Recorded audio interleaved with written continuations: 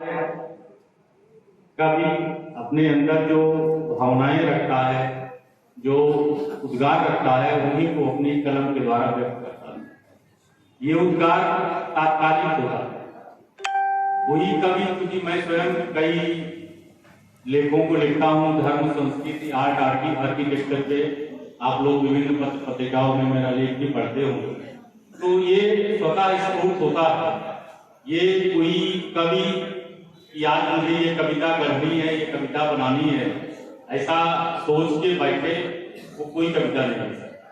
कविता अकस्मात ही प्रस्फुटित होती है और वो शब्दों के माध्यम से लेखनी में व्यक्त होती है। आप लोग अभी आदि कवि वाल्मीकि की बात कर रहे थे, तो पहला उन्होंने संस्कृत का श्लोक लिखा, हमारे आदि कवि कहे जाते हैं। एक बार गंगा जी में स्नान करने जा रहे थे, तो उन्होंने देखा कि रोज पक्षी नर और मादा प्रणय लीला में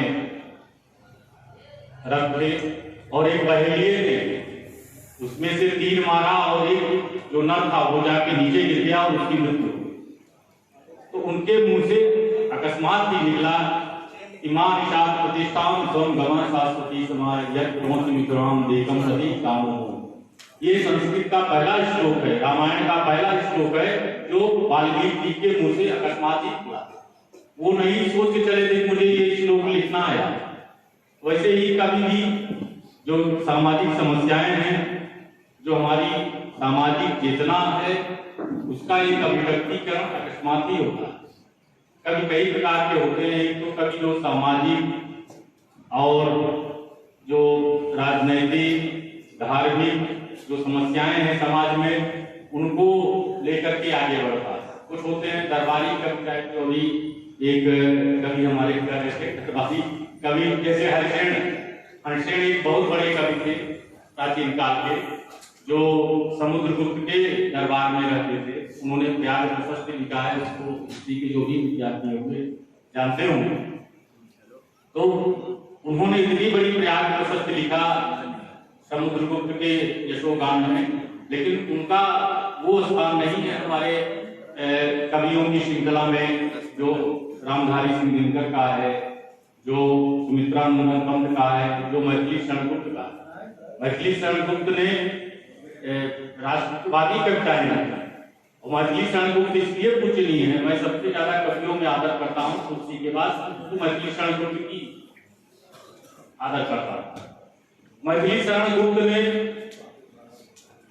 जो समाज की उपेक्षित नारियां थी, जिन पर की स्वयं तुलसी ने भी कोई प्रकाश नहीं डाला, उनके ऊपर काव्य और महाकाव्य लिखा।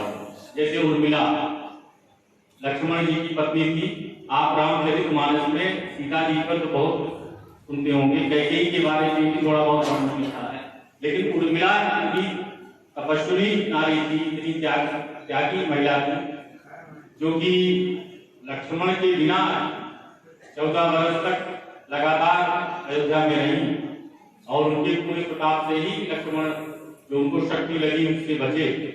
लेकिन उर्मिला के बारे में किसी ने नहीं लिखा, मैथिली शरण गुप्त ने। इसी प्रकार बुद्ध जब यशोधरा को छोड़ के, अपनी पत्नी को छोड़ के रात में ज्ञान प्राप्ति के लिए निकले, और यशोधरा से जब मिलने के लिए दोबारा गए, यशोधरा ने अपने पुत्र का भी हाथ पुत्र के हाथ में दे दिया कि आप जाइए, जिस कार्य में आप लगे हैं, लोगों को ज्ञान बांट के, लोगों को अंधकार से मुक्ति दिलाइए, मोक्ष की तरफ, निर्वाण की तरफ ले जाए। यशोधरा के बारे में भी मैथिली शरण गुप्त के अलावा किसी ने उतना माना। इसी तरह चैतन्य महाप्रभु की पत्नी थी विष्णुप्रिया, विष्णुप्रिया पे भी एक काव्य लिखा मैथिली शरण गुप्त। ये सब उपेक्षित नारियां, उपेक्षित मैं सब कह रहा हूं, इनके ऊपर किसी कवि ने नहीं लिखा। उपेक्षित वो अर्थ नहीं है मेरा, ये है कि इनके ऊपर प्रकाश नहीं डाला गया। लेकिन मैथिली शरण गुप्त ने इन नारियों के बारे में, विष्णुप्रिया के बारे में काफी कुछ लिखा।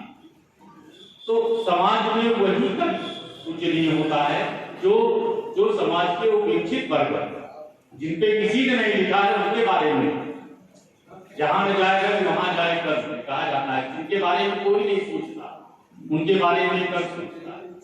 कवि हमारी समाज के सामूहिक चेतना का प्रतिनिधित्व करता है, सामूहिक चेतना का प्रतिबिंब है। इसलिए जहां भी कवि सम्मेलन होते रहते हैं, ये माना जाता है कि वो समाज अभी जीवंत है, अभी उसमें सार्थकता बनी हुई है। इसलिए इस प्रकार के आयोजन के लिए मैं पांडे जी आपको बधाई भी देता हूँ। आज हालांकि हमारे यहाँ लगातार कई दिनों से बड़े बड़े कार्यक्रम चल रहे हैं। आज उनकी पूर्णाहुति हुई। 650 करीब हमारे सीधी भर्ती के उप निरीक्षक आज पास आउट हुए, जो प्रदेश के विभिन्न जिलों में जा रहे हैं और आप लोगों की पब्लिक की सेवा करेंगे। उस कार्यक्रम में मैं तथा आप लोगों ने पढ़ा होगा पेपर में, सोशल मीडिया में।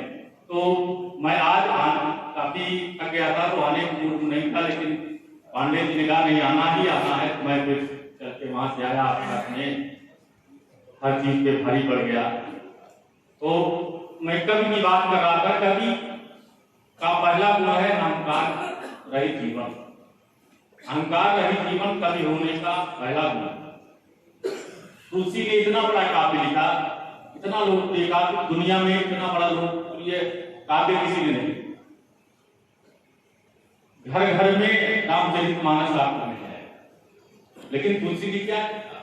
तुलसी ने लिखा, कवि तो विवेक एक नहीं मोरे, सत्य कहूं लिखा है कि मैं न कवि हूं, न मैं किसी तरह से विद्या